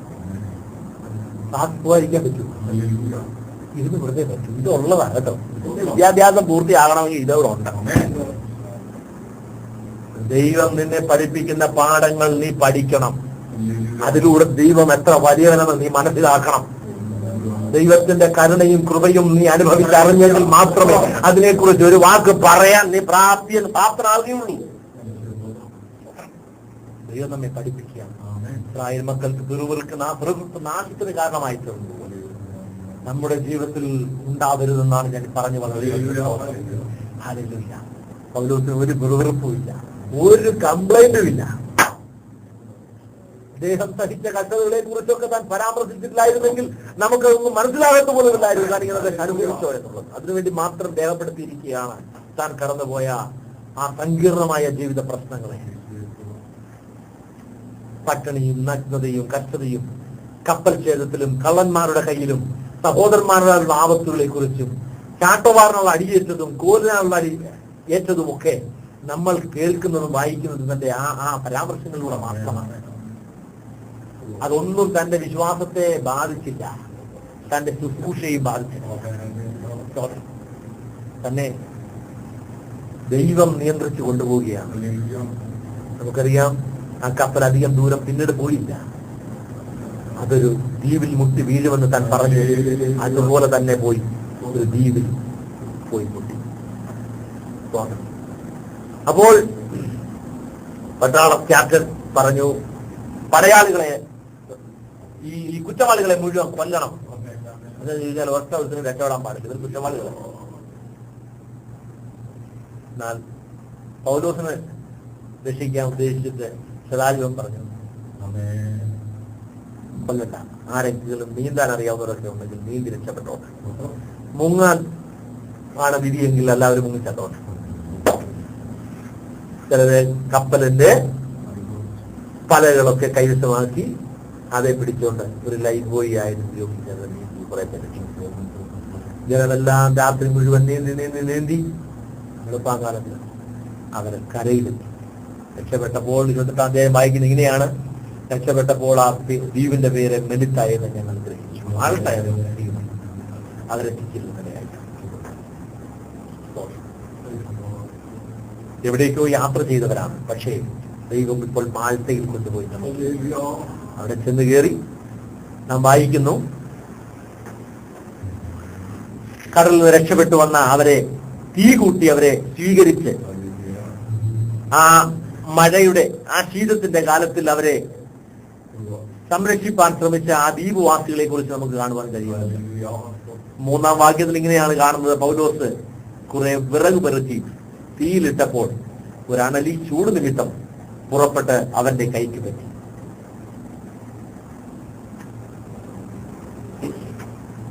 അസാധാരണ ദയ കാണിക്കുന്ന ഒരു കൂട്ടം ജനത്തിന് നടുവിൽ,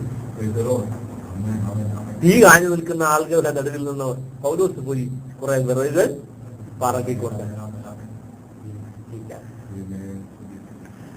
വിറക് പറക്കുന്ന കൂട്ടത്തിൽ ഒരു അണലി തന്റെ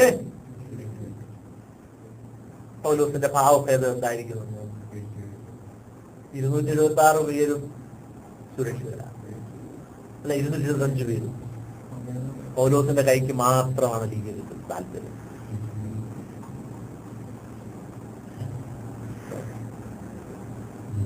സ്വാഭാവികമായും നമ്മളാണ് പൗലോസിന്റെ സ്ഥാനത്താണെങ്കിൽ എന്ത് ചെയ്യും?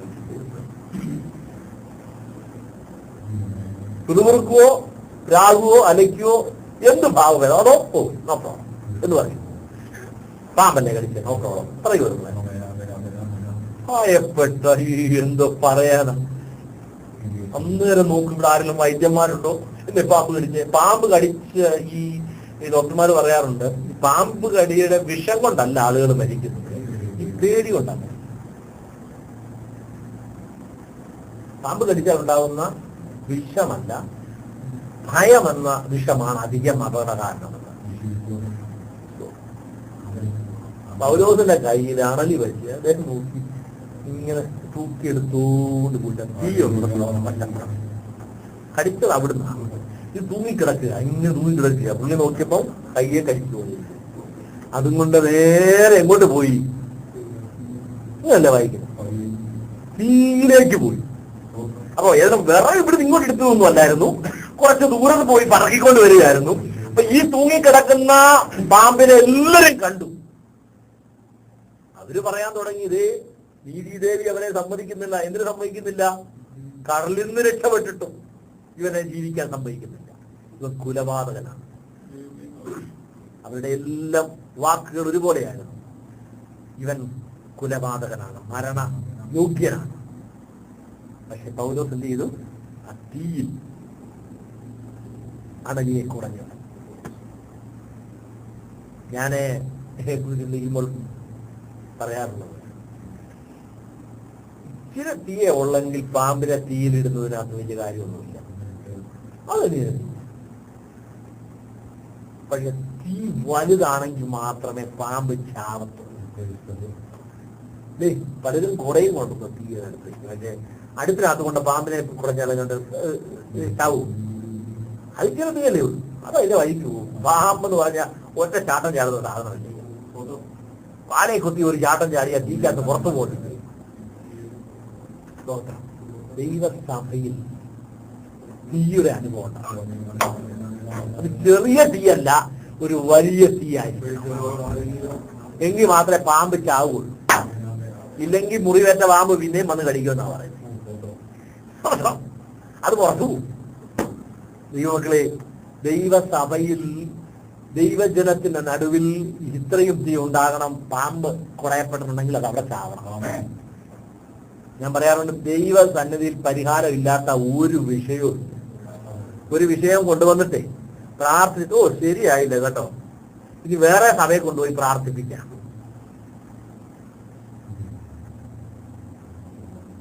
അങ്ങനാണോ മനോഭാവം? ഇവിടെ പ്രാർത്ഥിച്ചിട്ടൊന്നും ഞങ്ങളുടെ ദേവദാസന് ഇപ്പം വലിയ കൃപയൊന്നുമില്ല.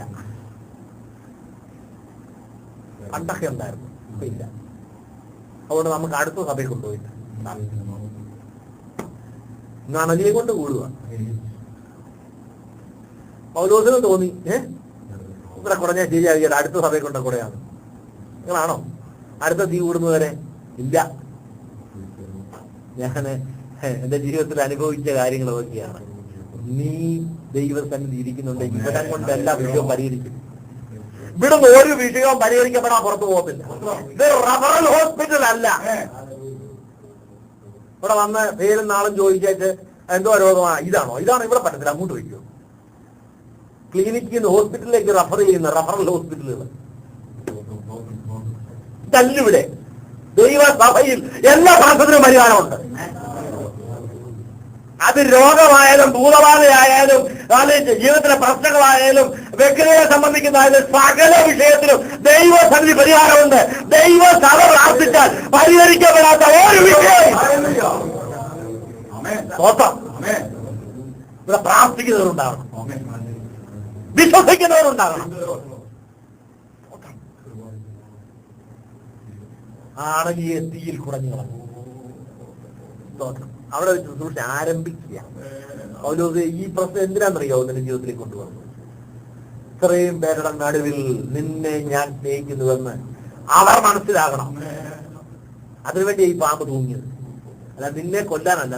പൗലോസ് പറഞ്ഞ്, നമ്മളാണെങ്കിൽ പൗലോസ് നമ്മൾ പറഞ്ഞത് എന്നെ കൊല്ലാൻ വേണ്ടി പിശാച് പോരാടിയ അല്ലേ? നല്ല പിശാചല്ലേ കൊടുക്കണ്ടേ ക്രെഡിറ്റ്. ദൈവം എന്തോപാനം ചെയ്താലും ചെയ്യാൻ ശ്രമിച്ചാലും അതിനെയൊക്കെ ആദ്യമേ ക്രെഡിറ്റ് പിശാചിനെ കൊടുക്കുന്നു. ഞാൻ ചോദിക്കട്ടെ, നമ്മുടെ അറിവ് വെച്ച്, നമ്മുടെ ആത്മീയ കാഴ്ചപ്പാട് വെച്ച് പൗലോസിന്റെ കയ്യില് പാമ്പ് ദൈവികമാണോ പൈശാചികമാണോ? ഒന്നുകൂടെ പറയാം. അത് പിശാചി തൂങ്ങിപ്പിച്ചതാണോ ദൈവം തൂങ്ങിപ്പിച്ചതാണോ? ആരാ? ദൈവം ആണല്ലോ. പൗലോസിന്റെ കയ്യിൽ അങ്ങനാണെങ്കിൽ നമ്മുടെ കയ്യിലും അങ്ങനെയൊക്കെ തന്നെ ആയിരിക്കുമല്ലോ അല്ലേ? അപ്പൊ പൗലോസിന്റെ കയ്യിൽ ദൈവം തൂങ്ങിപ്പിക്കുകയും നമ്മുടെ കയ്യിൽ പാമ്പ് കടിച്ചാല് അത് പിശാചി എന്നാണോ നമ്മൾ പറയുന്നത്? അങ്ങനെ പറയാൻ എളുപ്പം അല്ലേ? നമ്മുടെ ആറ്റിറ്റ്യൂഡ് പെട്ടെന്ന് മാറിപ്പോകും. ദൈവത്തിന്റെ ദാസനായി ഇതൊന്ന് ലോകം അറിയണം. അവനെ അംഗീകരിക്കണം, അവനെ ബഹുമാനിക്കണം. എല്ലാം നഷ്ടപ്പെട്ടവനായ അവൻ ഈ ഇവിടെ വന്നതാണ്. മുഴുവൻ നഷ്ടപ്പെട്ട ഒന്നുമില്ല. അവൻ മാത്രമല്ല, അവന്റെ കൂട്ടത്തിലുള്ളവരെല്ലാം വിഷം ദാഹിച്ചും ഇരിക്കുന്നവരാണ്. അവർക്ക് ഈ ദ്വീപിലൊരു അംഗീകാരം ഉണ്ടാവണം. അതെന്റെ ദാസൻ മൂലമുണ്ടാവണം.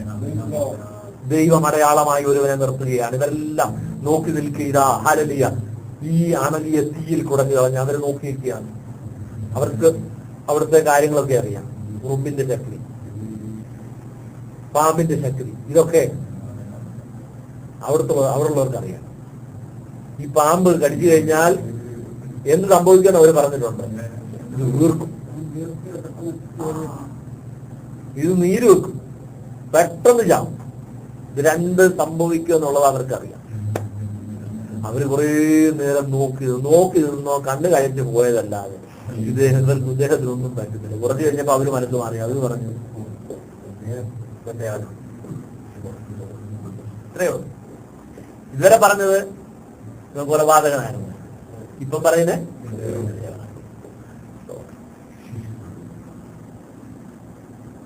ശരിക്കും ദേവന. ദൈവിക സംസർഗമുള്ളവരെ ദേവന്മാരെന്ന് കർത്താവ് തന്നെ പറഞ്ഞിട്ടുണ്ട്. സ്തോത്രം. പക്ഷെ പൗലോസ് ഒരിക്കലും അങ്ങനെ പറഞ്ഞില്ല. ദൈവത്തിന്റെ ദാസനെ ദൈവം മാനിക്കുകയാണ്. അവിടെ നമ്മൾ പിന്നെ കാണുന്നത് ചില വിടുതലിന്റെ ശുശ്രൂഷകളാണ്. സ്തോത്രം. 7-ാം വാക്യത്തിലേക്ക് വരുമ്പോൾ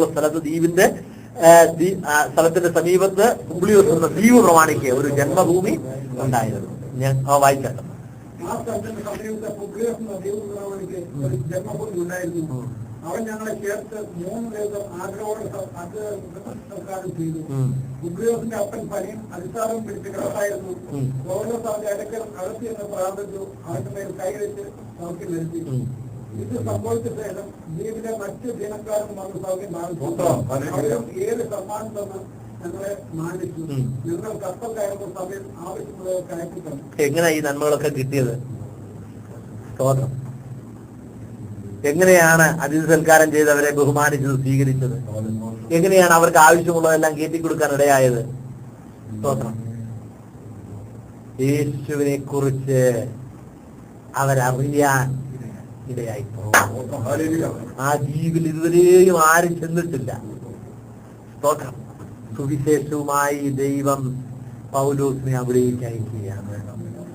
അവരെ മാത്രമല്ല ഞാൻ വിശ്വസിക്കുന്നത്, ആ ദ്വീപിലുള്ളവർ മാത്രമല്ല, ആ കൂടെ വന്ന 275 എണ്ണത്തിലും കുറെ എണ്ണം രക്ഷിക്കപ്പെട്ട് കാണും. യേശുവിനെ അറിഞ്ഞു കാണും. ദൈവത്തിന്റെ സ്തോത്രം. ഹല്ലേലൂയ. ദൈവത്തിന്റെ കരുതൽ എത്ര വലുതാണ്. പൗലോസിന്റെ പേരിലാണ് ഇതെല്ലാം നടക്കുന്നത്. സ്തോത്രം. പൗലോസ് സേവിക്കുന്ന ദൈവം എത്ര വലിയവനാണ്. സ്തോത്രം. നീ ഒറ്റയ്ക്ക് ഉള്ളെങ്കിലും ഭാരപ്പെടണ്ട. നിന്റെ ദൈവത്തിന് ശക്തിയുണ്ടെന്ന് നീ ആരാണെന്ന് വെളിപ്പെടുത്താം. നീ ഒരു നോട്ടീസ് പഠിച്ച് നെറ്റിക്കൊടിക്കണ്ട. ഡോക്ടർ പോൾ എന്നൊന്നും എഴുതണ്ട. വേണോ? സ്തോത്രം. ഇന്ന് സ്വന്തം ഫോട്ടോ എഴുതി ഒട്ടിക്കുക, എന്നിട്ട് താഴെ ഡോക്ടർ. എന്തിനാ? ആരെയും എന്നിട്ട് ബഹുമാനിക്കുന്നു? വീട്ടിലോ ബഹുമാനം ഇല്ല, പിള്ളേർക്ക് പോലും ബഹുമാനമില്ല. എന്നാൽ ഇനി വല്ല വിശ്വാസികളും ബഹുമാനിക്കുകയും ചെയ്യട്ടെന്ന് വിചാരിക്കും. സ്വന്തം പേരിനോട് വല്ല എഴുതി ചേർക്കാനൊന്നും ഒന്നില്ല. അവിടെ ചെന്ന് പറഞ്ഞു നടക്കാനും പോയില്ല. അപ്പോൾ ഞാനിങ്ങനെ ഒരു ശുശ്രൂഷകനാകട്ടോ, എന്റെ അടുക്കൽ വന്ന രോഗികൾ സൗഖ്യമാവൊന്നും പറഞ്ഞില്ല. ഞാൻ മരിച്ചവനെ ഉയർപ്പിച്ചതാണെന്ന് അവിടെ ചെന്ന് പറഞ്ഞില്ല. നമ്മളാണെ പറയത്തില്ലേ, ഓരോ മരിച്ചവനെ ഉയർപ്പിച്ചിട്ടില്ലേ? എന്റെ ശുശ്രൂഷയെ കുറിച്ച് നിങ്ങൾക്ക് അറിയത്തില്ലായിരിക്കില്ലേ? ഞാന് ഇന്നിടത്താണ്. നിങ്ങളൊന്ന് തിരക്കി നോക്കാം. അവിടെ ഇത്ര പേരാ പ്രാർത്ഥിച്ച് എഴുന്നേറ്റ് വന്നത്. അവരൊന്നും പറഞ്ഞില്ല. ദൈവത്തിന്റെ ശുശ്രൂഷ ദൈവത്തിന്റെ സമയത്ത് വെളിപ്പെടും. പൗലോസിന്റെ ശുശ്രൂഷയെ ദൈവം അംഗീകരിക്കാൻ തീരുമാനിച്ചാൽ ആരെയും സ്വത്രം ഒരു പ്രൊപ്പഗണ്ട അടിച്ചിറക്കേണ്ട ആവശ്യമില്ല. പുബ്ലിയോസിന്റെ അപ്പൻ ധീരമായി കിടക്കുക. ദൈവം അയക്കുന്ന സ്ഥാനം നോക്കി ദ്വീപ് പ്രമാണിയുടെ വീട്ടില്ല. സ്തോത്രം. ദൈവം എല്ലാ ആവശ്യങ്ങളും നിറവേറ്റിയ ദൈവം എടുത്തേ വിടത്തുള്ളൂ കേട്ടോ. അതിനുള്ള വഴി വകുപ്പും ദൈവത്തിനുണ്ട്. ഈ ചില സമയത്ത് വനുപിടിക്കുന്നതിന്റെ കാര്യം അതൊക്കെ തന്നെയാണ്. എന്നാലേ ആ വീട്ടിലേക്ക് പ്രാർത്ഥിക്കാനുള്ള അവസരം കിട്ടൂ. സ്തോത്രം. ദൈവമക്കളെ, എന്നെ കുറിച്ചൊന്നും വിശദീകരിക്കാനുള്ള സമയമല്ല. നമ്മുടെ ജീവിതത്തിൽ നമ്മുടെ ദൈവം വലിയവനാണെന്ന് നാം മനസ്സിലാക്കണം. വന്നതെങ്ങനെ? ശുശ്രൂഷയുടെ ആ വരവ് നോക്കുക. കഷ്ടതയുടെ വേദനയുടെ ഭാരങ്ങളുടെ നടുവിലൂടെ 14 ദിനരാത്രങ്ങൾ പട്ടിണി കിടന്നു. സൂര്യനെയോ നക്ഷത്രങ്ങളെയോ കാണാനില്ലാതെ കപ്പൽ നഷ്ടപ്പെട്ട എല്ലാം നഷ്ടപ്പെട്ടവരായി പരിഭ്രാന്തരായ ഒരു കൂട്ടം ജനത്തിന്റെ നടുവിൽ നിരാശയോടെ ആയിത്തീരേണ്ട സ്ഥാനത്ത് ഇതാ ദൈവം മറ്റൊരിടത്തേക്ക് വാതിൽ തുറന്നു കൊടുത്ത് നിർത്തിയിരിക്കുകയാണ്. ഞാനൊരു കാര്യം പറയാം. ഒരു സുവിശേഷകനെ സംബന്ധിച്ച് 4 പേരോട് സുവിശേഷം പറയാനും അവരിൽ കുറെ പേര് രക്ഷിക്കപ്പെടാനും ഇടയാകുന്നുണ്ടെങ്കിൽ അതിനേക്കാളും വലിയ ഒരു സന്തോഷം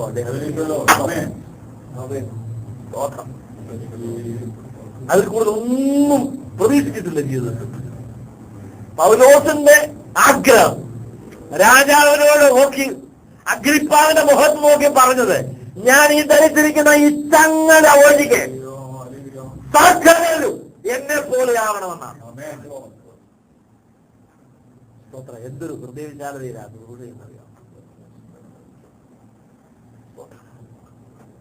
ചെറിയവരോടോ വലിയവരോടോ എന്ന വ്യത്യാസം കൂടാതെ സുവിശേഷം പറഞ്ഞവരെ ക്രിസ്തുവിന്റെ രാജ്യത്തിലേക്ക് പ്രവേശിപ്പിക്കണം. അതിലുള്ളവരോടെല്ലാം സുവിശേഷം പറഞ്ഞു. അനേക രോഗികൾ അവന്റെ അടുക്കിലേക്ക് ഇറങ്ങിയെന്നു സൗഖ്യം പ്രാപിച്ചു മടങ്ങി. ദൈവം നിന്നെ നടത്തുന്ന വഴികൾ നിന്നെ സംബന്ധിച്ച് പുതുമയുള്ളതും പ്രയാസകരമായി തോന്നിയേക്കാം. പക്ഷേ ദൈവത്തിന്റെ പദ്ധതി പൂർത്തീകരിക്കുവാൻ ഈ വഴികൾ ആവശ്യമാണ്. ദൈവത്തിന്റെ പദ്ധതികൾ നിറവേറപ്പെടേണ്ടതിന് വേണ്ടി നമ്മെ സമർപ്പിച്ചു കൊടുക്കുക. അതിൽ ആരും അനുഭവിച്ചിട്ടില്ലാത്ത കഷ്ടതകളാണ് നീ അനുഭവിക്കുന്നതെങ്കിൽ, ആരും പ്രാപിച്ചിട്ടില്ലാത്ത വിധമുള്ള ദൈവീക വിടുതലുകൾ നീ ജീവിതത്തിൽ പ്രാപിക്കുന്നുണ്ട്.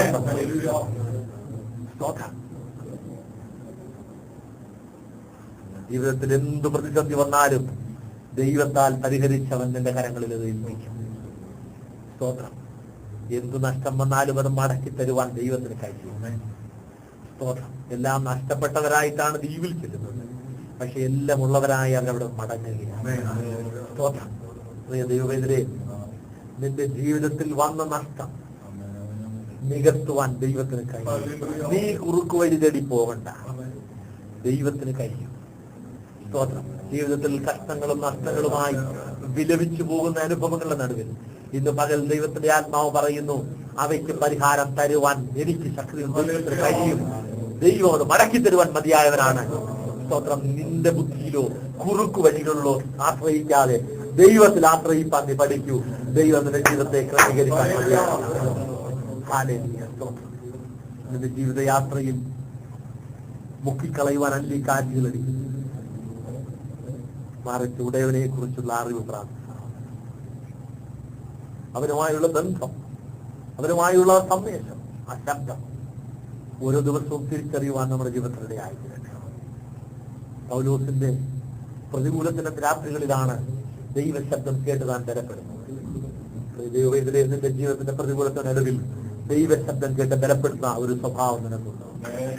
ആരെങ്കിലും അതിനു വേണ്ടി നീ കാത്തിരിക്കാറുണ്ട്. കർത്താവേ, അങ്ങയുടെ ശബ്ദം മതി. ഞാൻ അനുഭവിക്കുന്ന എല്ലാ പ്രശ്നങ്ങൾക്കും പരിഹാരമായി അങ്ങയുടെ ശബ്ദം എനിക്ക് കേട്ടാൽ മതി. എനിക്ക് അങ്ങയുടെ ധൈര്യം ലഭിച്ചാൽ മതി. നമ്മുടെ ആത്മീക ജീവിതത്തിന്റെ ആ പൊതുവിലുള്ള നിലവിലുള്ള ചിന്താഗതികൾക്കൊരു മാറ്റം വരുത്തിക്കൊണ്ട് അത് കർത്താവിന് വേണ്ടി എന്ത് സഹിക്കേണ്ടി വന്നാലും ഞാൻ സന്തോഷത്തോടെ കർത്താവിനെ നടത്തുന്ന വഴികളിൽ ഞാൻ സമാധാനത്തോടെ ആയിരുന്നു. എന്റെ ദൈവത്തിന്റെ വിടുതലിന് വേണ്ടി ഞാൻ കാത്തിരിക്കും എന്ന് നമുക്ക് പറയുവാൻ കഴിയുമോ? നമ്മുടെ കണ്ണുകളെ ദൈവസന്നിധിയിൽ നിമിഷമാണ്. നമ്മെ മുക്കിക്കളയുവാനല്ല, നമ്മെ നശിപ്പിക്കുവാനല്ല ദൈവത്തിന്റെ ഉദ്ദേശം നിന്റെ ജീവിതത്തിൽ പൂർത്തീകരിക്കേണ്ടതിന് വേണ്ടി